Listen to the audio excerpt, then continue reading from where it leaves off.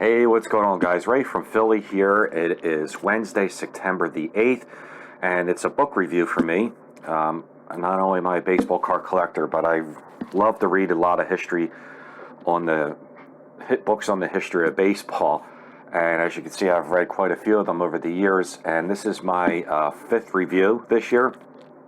The first one I reviewed for you guys was Dick Allen, The Life and Times of a Baseball Immortal, written by Bill Hodges. I think I did that back in March. Then I did Ty Cobb, A Terrible Beauty, written by Charles Learson. I think I reviewed that in April. And then I did 24, The Life and Stories and Lessons of the Say Hey Kid, Willie Mays, written by John Shea. Then I did, the last one was Satchel, written by Larry Ty. So it's 4 books. This one is called The Cooperstown Casebook, Who's in the Baseball Hall of Fame, Who Should Be In, and Who Should Pack Their Plaques, written by Jay Jaffe, forwarded by Peter Gammons.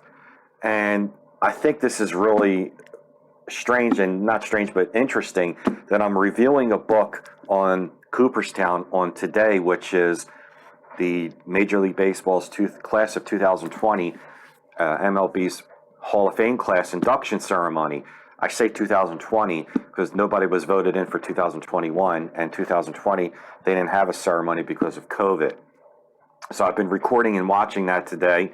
I actually took off from work today to watch that because the biggest thing I love about the game of baseball and about collecting baseball cards is the Hall of Fame.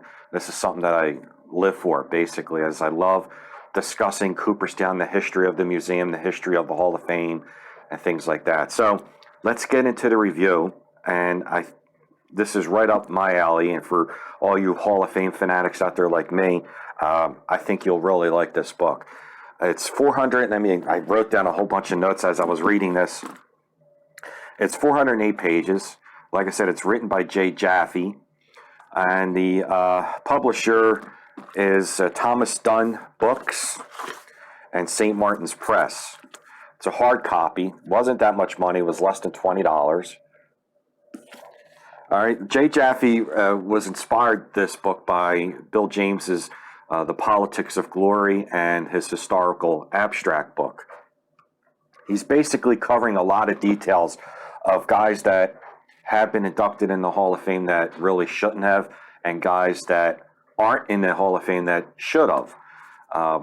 He touches base in here on the Veterans Committee that was created, I would say, in the late 40s, early 50s. Frankie Frisch was one of the early leaders or chairman of the Veterans Committee. And basically, he goes into a lot of detail about the so-called cronyism from Frankie Frisch, and another chairman leader for the committee was Bill Terry. Frankie Frisch played for the Cardinals. Bill Terry played for the Giants.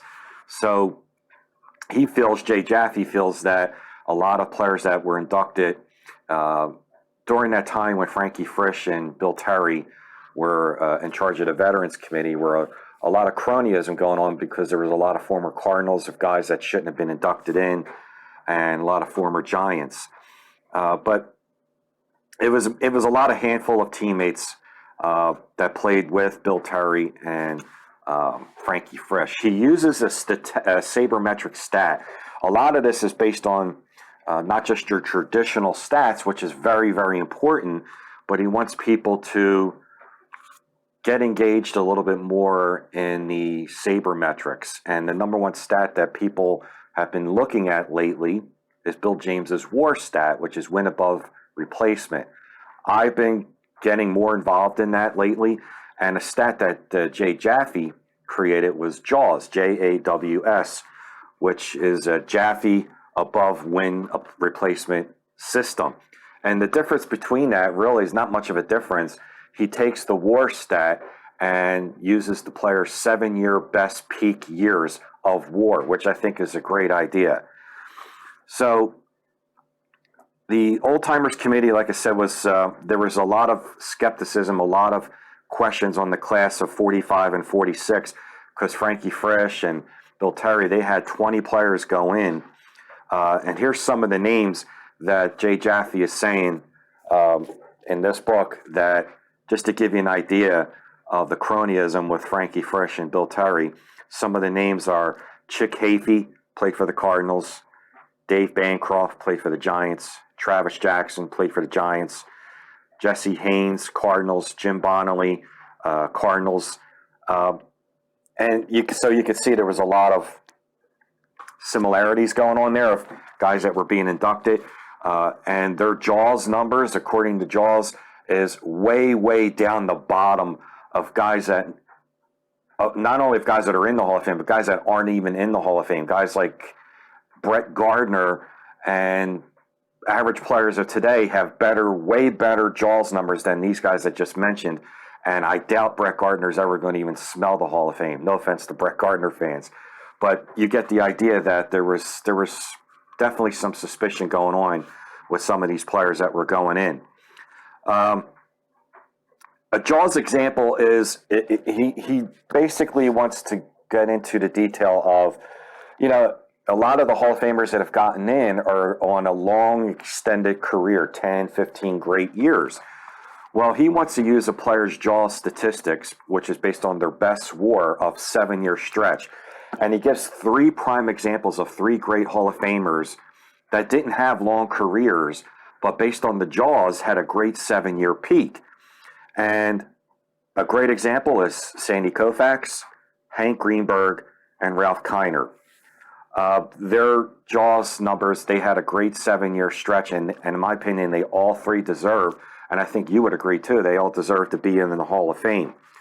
So he just wants people to the voters, the Veterans Committee, open their eyes a little bit and say, look, if you have Koufax and Greenberg and Kiner, there's players out there that because of an injury or because of wartime, didn't have the longevity of the amount of years to have 10, 12, 13 great years.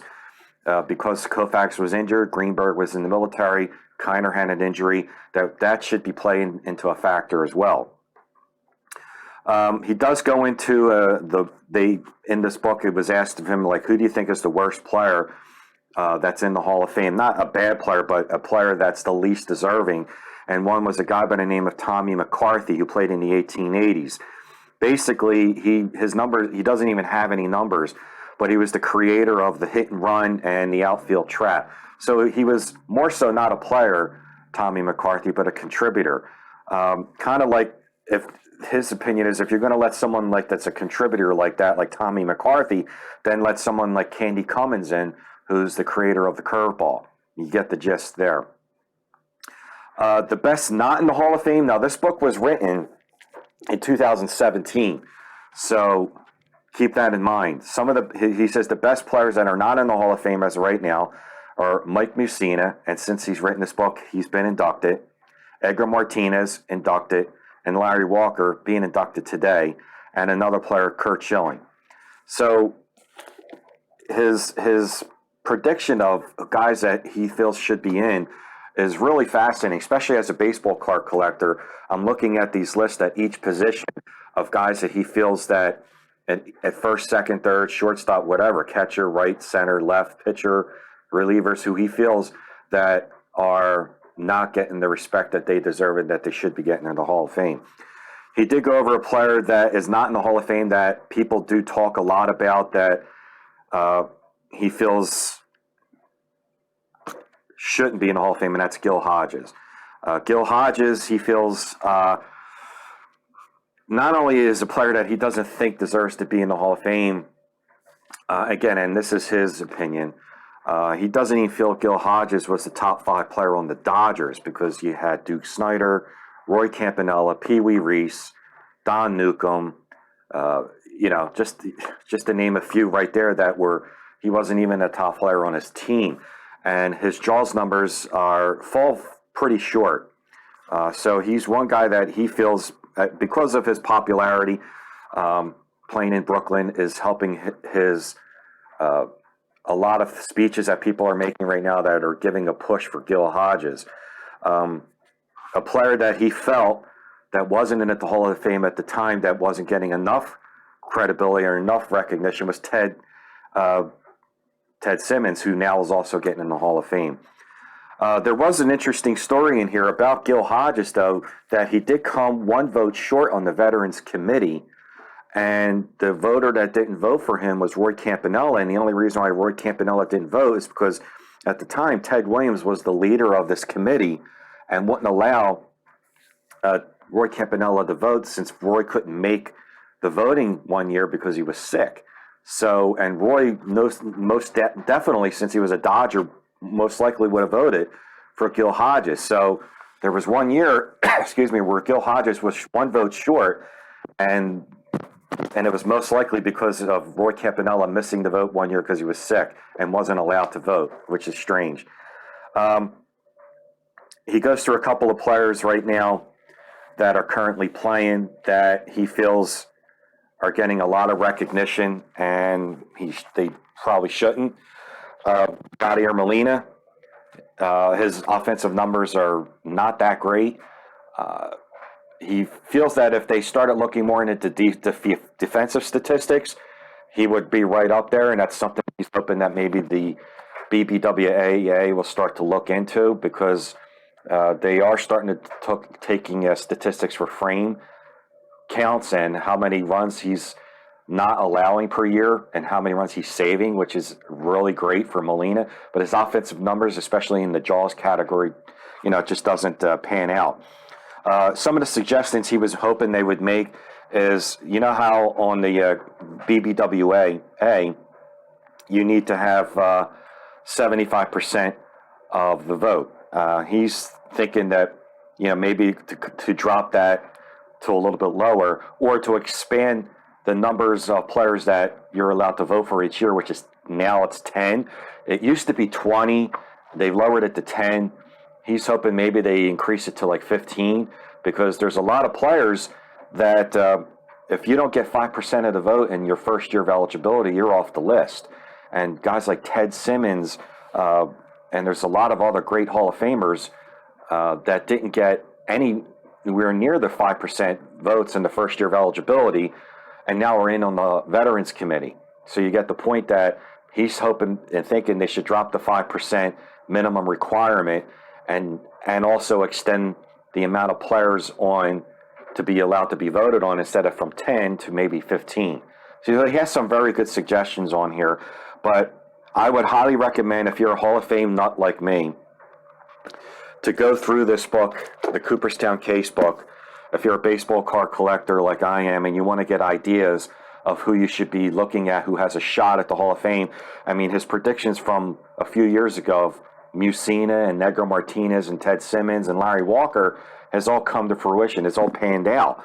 So he's pretty knowledgeable, Jay Jaffe is, and he makes a case on certain players that should be in the Hall of Fame. David Ortiz is on there. He has a whole chapter just on David Ortiz, and I agree with him on that. So the book is called the Cooperstown Casebook. Who's in the Baseball Hall of Fame, who should be in, and who should pack their plaques, written by Jay Jaffe. Okay, I'm going to go back upstairs to continue watching the Hall of Fame ceremony. Check out this book when you can. I highly recommend it. I appreciate all your likes and comments, guys. Thanks a lot. Oh, and I want to also thank a shout out to Mike This Baseball Card Life and to Rich Klein for coming on Sports Card Talk.